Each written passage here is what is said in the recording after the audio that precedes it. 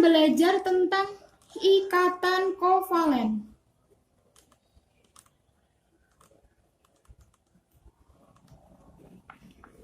Ikatan kovalen. Nah, apa itu ikatan kovalen? Di sini kita mengenal istilah join elektron.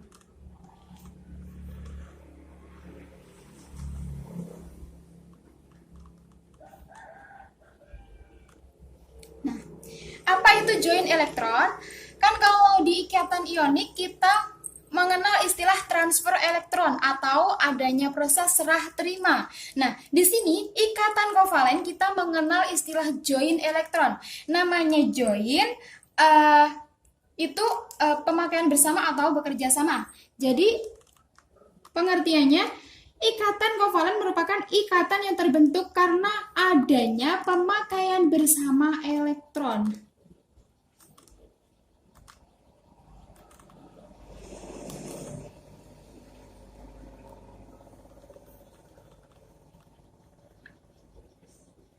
Nah, saya ulangi lagi, ikatan kovalen merupakan ikatan kimia yang terbentuk karena adanya pemakaian bersama elektron atau join elektron. Kita ingat-ingat ya adik-adik, kalau di ikatan ionik transfer elektron atau adanya serah terima elektron. Nah, kalau di ikatan kovalen namanya join elektron atau pemakaian bersama elektron. Nah, karena pemakaian bersama, jadi sifat dari kedua unsur atau lebih yang membentuk ikatan tersebut berarti saling melepas elektron. Saling melepas elektron.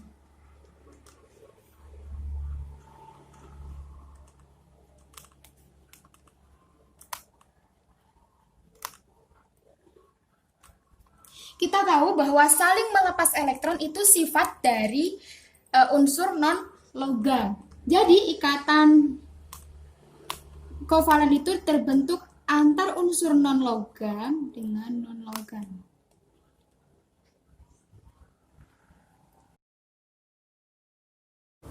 Nah, ini bagaimana, Kak? Nah, begini. Setiap huruf depan yang terdapat dalam kotak ajaib adalah ikatan kovalen. Begini. Setiap huruf depan terdapat dalam kotak ajaib adalah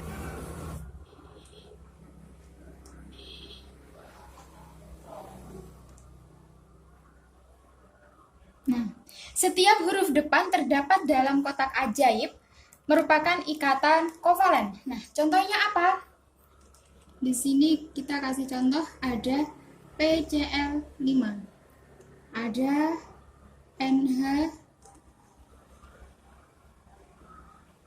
NH3. Nah, di sini P ada di kotak ajaib apa enggak? P. Nah, ini ada. Berarti ini merupakan ikatan kovalen. Nah, sekarang NH3. NH3 ada nggak di kotak ajaib? Nah, ada. Jadi, ini ikatan kovalen.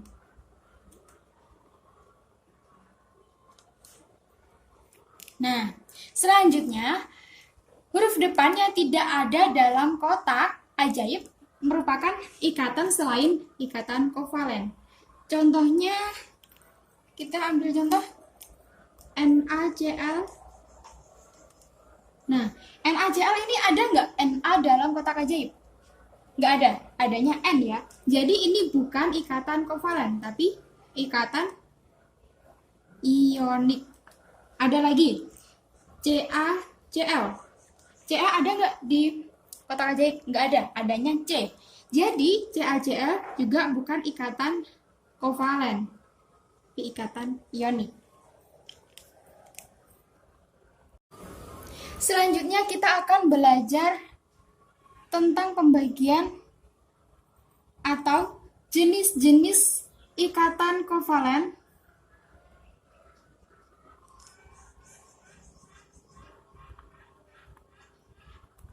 ikatan kovalen berdasarkan elektron yang dijoinkan.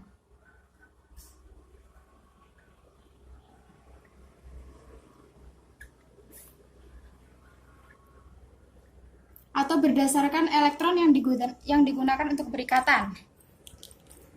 Yang pertama adalah ikatan kovalen tunggal.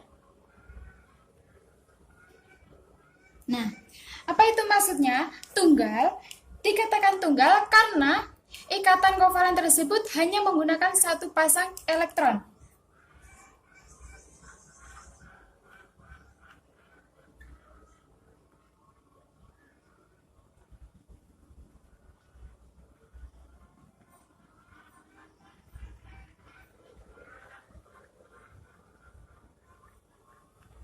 Nah, kita kasih contoh. Di sini ada HCl. Nah, di mana H memiliki 1 elektron valensi dan juga L memiliki 7 elektron valensi. Kita lihat di kotak ajaib ya, teman-teman. Cl memiliki 7 elektron valensi. 1, 2, 3, 4, 5, 6, 7. Nah, H membutuhkan 1 elektron valensi untuk mencapai kestabilan. Sehingga begini, duplet. Dan Cl membutuhkan 1 elektron valensi untuk membentuk oktet atau mencapai kestabilan. Dengan begini kita bisa tuliskan H strip Cl. 1 garis ini menandakan 1 pasang elektron yang digunakan untuk berikatan kovalen.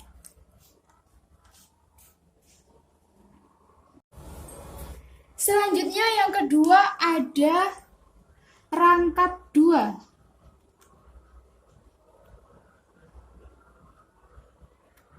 Nah, kalau tunggal, elektron yang digunakan untuk berikatan kan 1 pasang elektron. Nah, kalau di rangkap 2 menggunakan 2 pasang elektron untuk berikatan.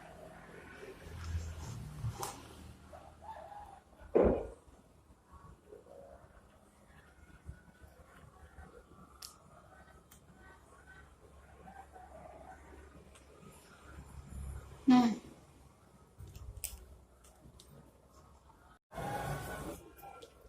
di sini kita ada contoh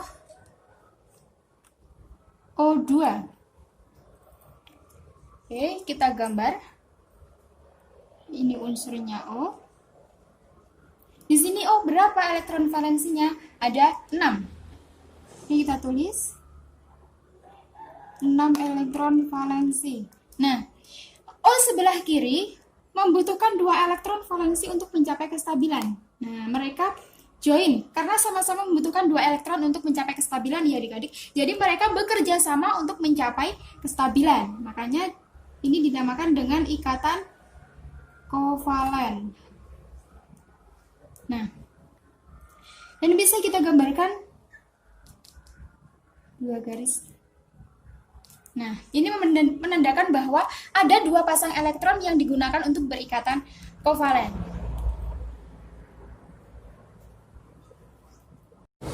Yang ketiga, ada ikatan kovalen rangkap 3.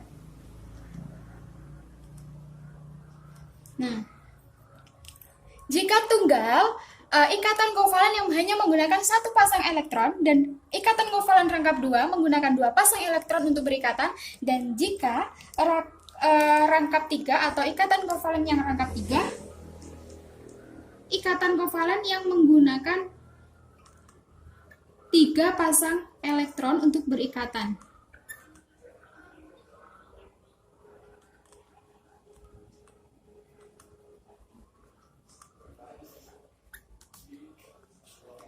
Oke, di sini saya kasih contoh ada N2. Contohnya N2. Ini kita gambar, kita tulis dulu unsurnya. Nah, di sini N berapa elektron valensinya? Ada 5.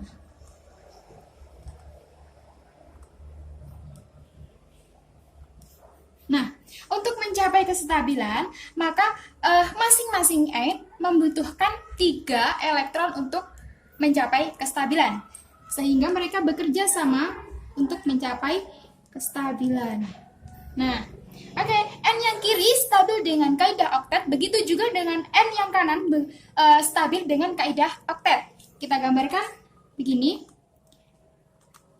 Nah, ini sebagai tanda bahwa ada 3 pasang elektron yang digunakan untuk berikatan.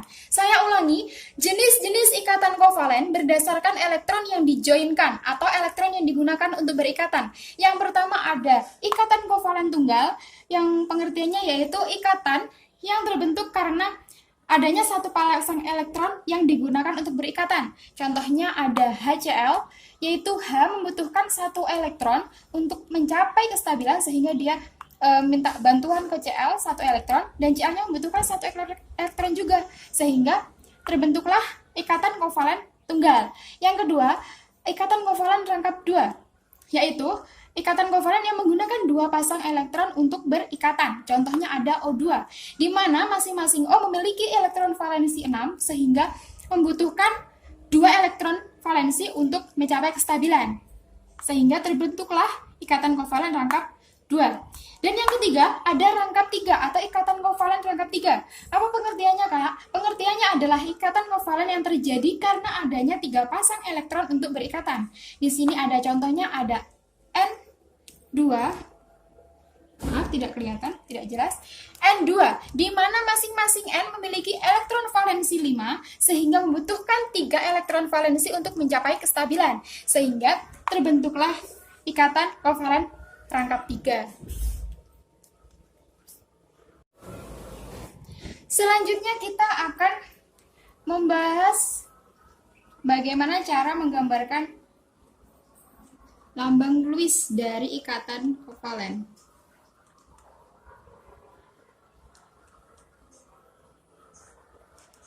Nah, di sini contohnya ada NH4. Oke, NH4. Nah, di sini kita pilih mana yang menjadi atom pusat. Atom pusat adalah dia yang single atau sendirian. Sehingga kalau di NH3 ini atom pusatnya adalah N. Oke, N. Di sini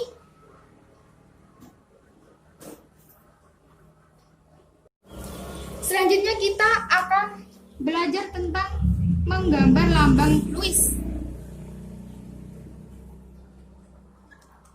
pada ikatan kovalen. Di sini contohnya ada CH4. Nah, kita tentukan dulu mana yang menjadi atom pusat. Atom pusat merupakan atom yang single atau atom yang sendirian. Atom yang sendirian. Jadi di sini atom pusatnya adalah C karena sendirian, dan ada 4H. Nah, di sini C memiliki elektron valensi 4. Oke, kita tulis dulu. Elektron valensinya 4, dan juga H memiliki elektron valensi 1. Nah, dari sini kelihatan ya, C memiliki elektron valensi 4 sehingga membutuhkan 4 elektron valensi dari unsur lain untuk mencapai kestabilan, sehingga mengikat 4 unsur H. Atom H mencapai kestabilan dengan mendapatkan elektron valensi 1 elektron valensi dari unsur lain, sehingga begini. Atom H mencapai kestabilan dengan kaidah duplet atau elektron valensinya 2. Begini. Begini. Nah, dan juga C juga mencapai kestabilan dengan mengikat 4 atom atau unsur H ini ya. Mengikat 4 unsur H, sehingga elektron valensi sudah berjumlah 8. Atau mengikuti kaidah, memenuhi kaidah oktet. Nah, karena di CH4 ini nggak ada PEB. Apa itu PEB? PEB adalah pasangan elektron bebas. Karena nggak ada PEB atau pasangan elektron bebas, maka CH4 dapat dikatakan ikatan kovalen nonpolar.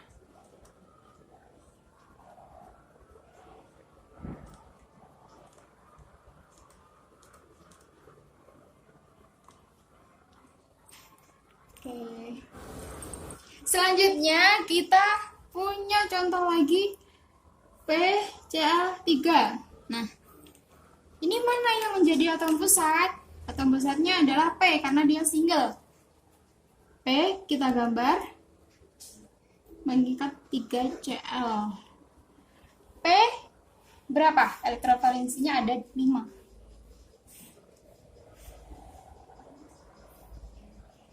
Maaf, salah menggambar.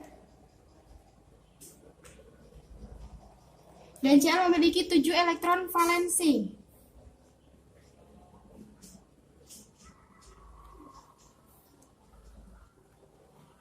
Nah, di sini Cl membutuhkan 1 elektron valensi dari unsur lain untuk mencapai kestabilan.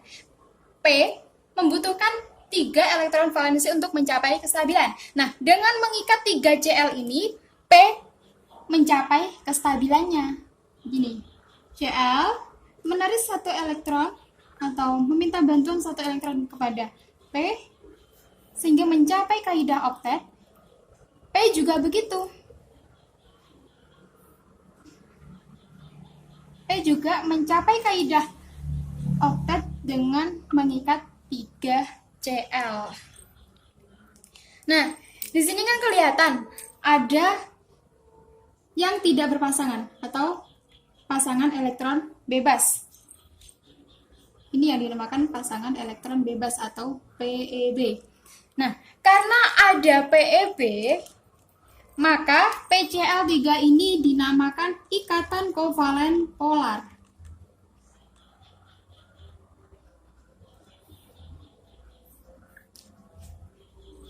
Nah, dari sini kita bisa melihat bahwa ada jenis ikatan kovalen lagi selain jenis ikatan kovalen berdasarkan elektron yang digunakan untuk berikatan. Di sini ada ini jenis elektron valensi berdasarkan kepolarannya ya, adik-adik.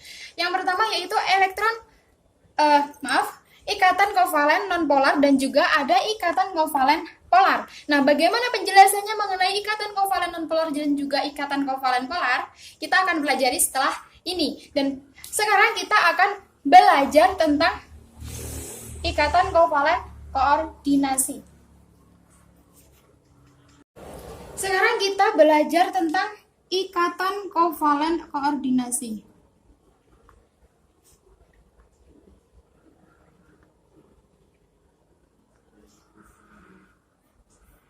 Nah, bagaimana itu ikatan kovalen koordinasi? Di sini kita ada contoh BF3 dan juga ada NH3. Baik, di sini kita gambar terlebih dahulu. Atom pusatnya adalah B karena single, mengikat 3F. B memiliki 3 elektron valensi, oke? Dan F memiliki 7 elektron valensi.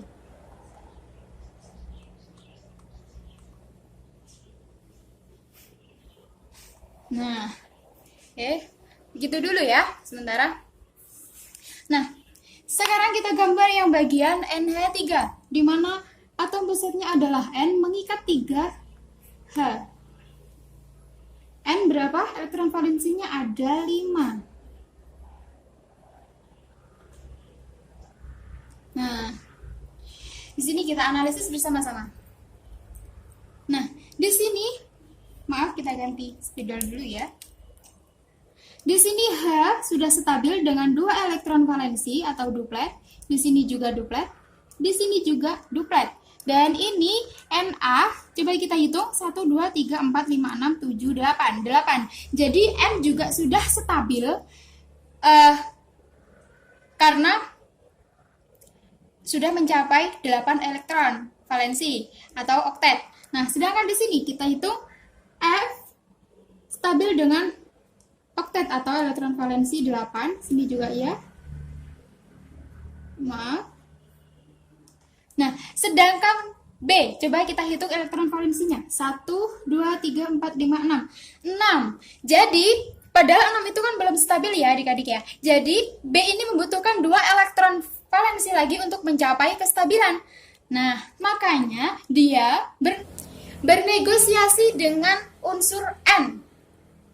Nah, bernegosiasinya gimana? Nah, ini kan N memiliki pasangan elektron bebas. Nah, dia, B ini meminta tolong kepada N menawarkan kerjasama untuk mencapai kestabilan atau 2 elektron bebas ini digunakan bersama untuk mencapai kestabilan. Ini tidak dikasihkan ya, tapi bekerja sama. Karena kalau dikasihkan nanti N-nya jadi nggak stabil. Oke, karena kehilangan 2 elektron valensi. Sehingga bagaimana menggambarnya? Gambarnya begini.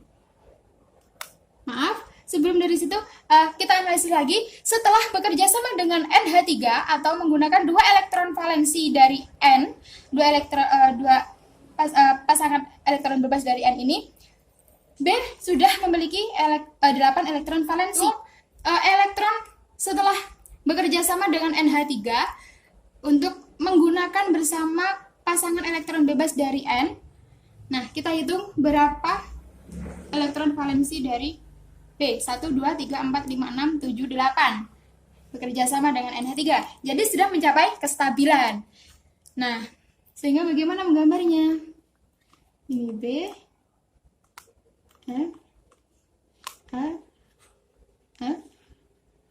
sini N dengan 3H. Nah, ini panah ke sini karena dia yang memberi atau berasal dari pihak dia elektron yang digunakan untuk berikatan bersama. Karena adanya ini dari pihak N yang mempunyai elektron yang digunakan untuk bekerja sama, maka mereka dikatakan dengan ikatan kovalen koordinasi. Jadi ikatan kovalen koordinasi merupakan ikatan kovalen yang terjadi karena adanya pemakaian elektron bersama, namun elektron yang digunakan berasal dari satu pihak. Baik, tadi kan kita ketahui bahwa ikatan kovalen sesuai dengan atau berdasarkan kepolarannya dibagi menjadi 2, yaitu ada ikatan kovalen polar dan juga ada ikatan kovalen nonpolar. Nah, setelah ini kita akan belajar bagaimana ciri-ciri dari masing-masing ikatan kovalen polar dan juga ikatan kovalen nonpolar. Nah, sekarang kita akan belajar mengenai ciri-ciri ikatan kovalen polar. Oke. Apa saja ciri-ciri dari ikatan kovalen polar? Maka yang pertama, molekul diatomik tidak sejenis. Nah, atau molekul yang tersusun 2 atom yang tidak sejenis. Contohnya apa adik-adik? Ada yang tahu? Contohnya ada HCl. Di mana molekul ini tersusun dari atom H dan juga Cl. Udah tahu kan kalau HCl itu berikatan kovalen? Nah, karena mereka menggunakan elektron bersama untuk mencapai kestabilan, yaitu di mana H dengan 1 elektron valensi dan juga Cl dengan 7 elektron valensi berikatan kovalen untuk mencapai kestabilan. Nah, begini ikatan kovalen ya. Yang kedua, ciri-ciri ikatan kovalen polar yang kedua yaitu molekul poliatomik di mana atom pusat mempunyai Pb. Molekul poliatomik berarti poli itu artinya berarti banyak ya. Kalau di itu kan 2, berarti tersusun 2 atom. Kalau poliatomik berarti tersusun dari 3 atom atau lebih. Nah, ini kita kasih contoh apa? Molekul poliatomik yang atom pusatnya mempunyai Pb. Di sini ada NH3 dan juga ada PH3. Nah, coba kita buktikan ya. Nah, di sini N tadi silakan dibuka lagi. Tadi harus dihafalkan ya kotak ajaibnya. N memiliki elektron valensi 5. Ya, sesuai dengan konfigurasi elektronnya. N memiliki 5 elektron valensi berikatan dengan 3H. Oke. H stabil dengan duplet. Nah, yang mana yang dinamakan PeB? Nah, ini yang dinamakan PeB atau pasangan elektron bebas. Nah, sehingga NH3 ini disebut dengan ikatan kovalen polar karena memiliki PeB, ya. Paham ya adik-adik dari sini? Selanjutnya, ciri-ciri ikatan kovalen polar yang ketiga, molekul poliatomik di mana atom pusat tidak mempunyai PeB dan atom yang mengelilingi atom pusat berbeda. Nah, contohnya bagaimana? Nah, di sini ada contoh CH3Cl. Oke, molekul poliatomik berarti tersusun dari 3 atau lebih atom. Nah, di sini tersusun berapa atom? 1, hanya 3, 4, dan juga 1 Cl, berarti ada 5 atom. Nah, molekul poliatomik di mana atom pusat tidak mempunyai PeB dan atom yang mengelilingi atom pusat berbeda. Oke, kita gambar. Atom pusatnya C. C ya. Mengikat 3H dan juga Cl. Kita ketahui bahwa C memiliki elektron valensi berjumlah 4 sehingga membutuhkan 4 elektron valensi untuk mencapai kestabilan. Sedangkan di sini Cl memiliki elektron valensi 7. Nah, oke, mereka berikatan untuk membentuk kestabilan dengan berikatan kovalen. Oke, C juga stabil dengan oktet. Nah, tidak ada PeB dan atom yang mengelilingi atom pusat berbeda. Maksudnya berbeda bagaimana? Di sini ada H dan juga ada Cl. Dari sini paham ya? Oke. Selanjutnya ciri yang keempat, momen dipol tidak sama dengan 0. Nah, apa itu momen dipol? Momen dipol ini bisa dianggap sebagai vektor ikatan atau karena adanya perbedaan keelektronegatifan. Jadi momen dipol ini terbentuk karena adanya perbedaan keelektronegatifan. Nah, bagaimana contohnya? Contohnya kita ambil di sini ada ini tadi maaf ya, kurang L. Jadi ini Cl. Nah, di sini ada HCl gini. Nah, momen dipolnya bagaimana? Momen dipol itu arahnya cenderung kan negatif ke positif. Di mana negatif itu berarti keelektronegatifannya lebih besar. Nah, kalau di HCl ini kan keelektronegatifannya lebih besar dari Cl-nya lebih besar daripada H, sehingga momen dipolnya arahnya ke sini. Nah, arah ke sini. Oke, hanya ke sini. Momen dipolnya sama dengan 1. Kalau arahnya ke sana saja, itu momen dipolnya 1. Karena apa? Karena searah, nggak ada yang melawan. Jadi, tidak 0. Gitu ya, kira-kira ya adik-adik ya. Oke. Kita lihat yang lainnya. NH3, coba. NH3 dengan mengikat 3H. Di sini ada pasangan elektron bebas, maka arahnya kemana? Ke yang lebih positif. Nah, kita hitung ada 3 vektor ya. Kalau ada vektor ini, kalau 3 vektor berarti kita hitung. Nah, 1, 2, 3.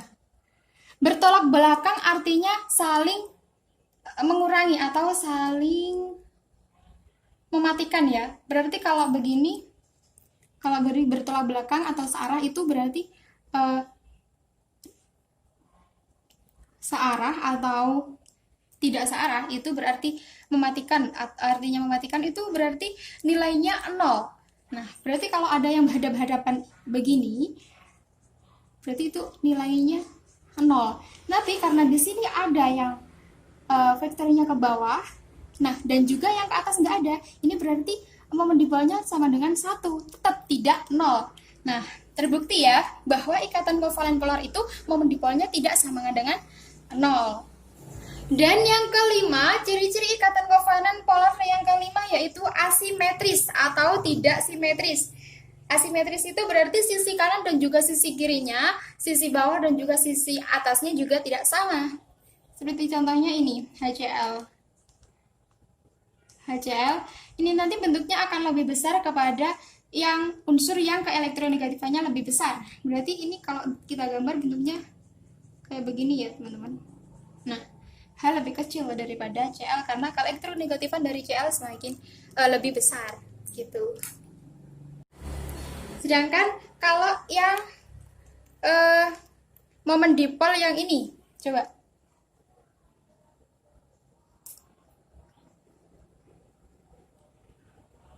Nah, arahannya kan dari negatif yang ke positif. Jadi ke sini, ke sini, ke sini. Sedangkan Cl dibandingkan C ini keelektronegatifannya lebih besar yang Cl sehingga arahnya ke sini. Nah, kalau kita hitung kan sini bertolak belakang ya. Kalau tolak belakang itu berarti saling meniadakan atau saling menghabiskan. Jadi nilainya 0. Sedangkan yang dari atas dan ke bawah kan ini searah.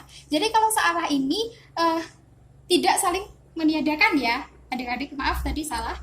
Tidak saling meniadakan. Jadi nilainya tidak sama dengan 0. Baik. Dari sini paham ya adik-adik mengenai momen dipol. Oke. Nah, selanjutnya kita akan membahas ciri-ciri ikatan kovalen nonpolar. Sehingga membedakan dengan ikatan kovalen polar ya. Yang pertama adalah molekul diatomik sejenis. Yang kedua, molekul poliatomik tak sejenis di mana atom pusat tidak punya PeB atau pasangan elektron bebas dan atom yang mengelilingi atom pusat sejenis. Dan yang ketiga, momen dipol sama dengan 0. Yang keempat, simetris. Nah, oke, kita akan bahas satu persatu ciri-ciri ikatan kovalen nonpolar. Yaitu yang pertama, molekul diatomik sejenis. Ini apa kayak contohnya? Kita kasih contoh ada Cl2. Molekul diatomik berarti tersusun dua atom yang sama. Sejenis ya, yaitu ada 2 Cl. Nah, Cl kita gambar dengan 7 elektron valensi. Oke.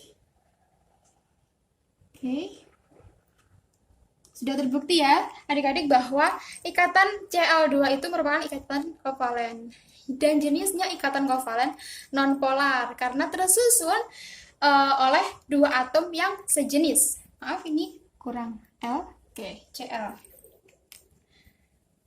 Dan yang kedua, molekul poliatomik tak sejenis di mana atom pusat tidak punya PeB dan atom yang mengelilingi atom pusat sejenis. Nah, ini contohnya apa, adik-adik? Ada yang tahu?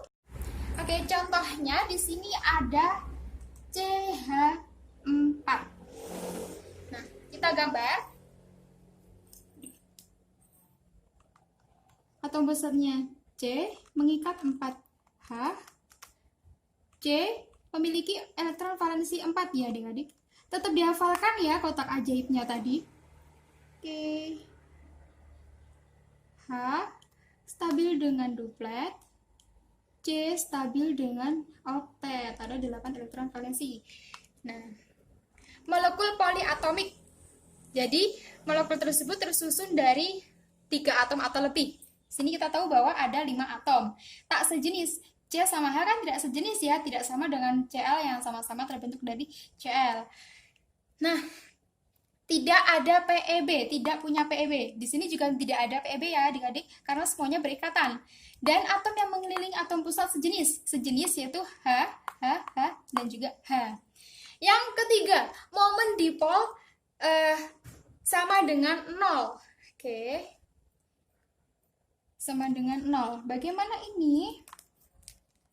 Sama dengan 0, kita gambar vektornya ya adik-adik. Ini arahnya ke sini, ini arahnya ke sana. Nah, jadi kan saya bilang bahwa jika arahnya bertolak belakang maka saling meniadakan atau saling mematikan.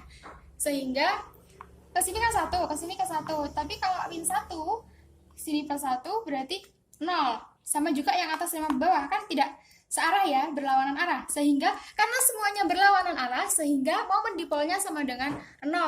Yang keempat, ciri-ciri ikatan kovalen nonpolar yang keempat adalah simetris.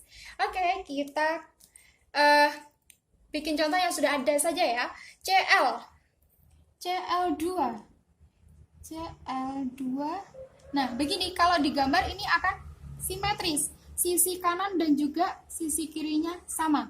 Oke, mungkin gambarnya tidak simetris ya, tapi anggap saja itu simetris. Oke. Nah, selanjutnya ada CH4. C mengikat 4. Nah, karena ini semuanya sejenis, berarti kan keelektronegatifanya semua sama ya. Antar sisi sini ke sini, sisi kanan, atas dan bawah, simetris. Nah, oke. Simetris itu gimana?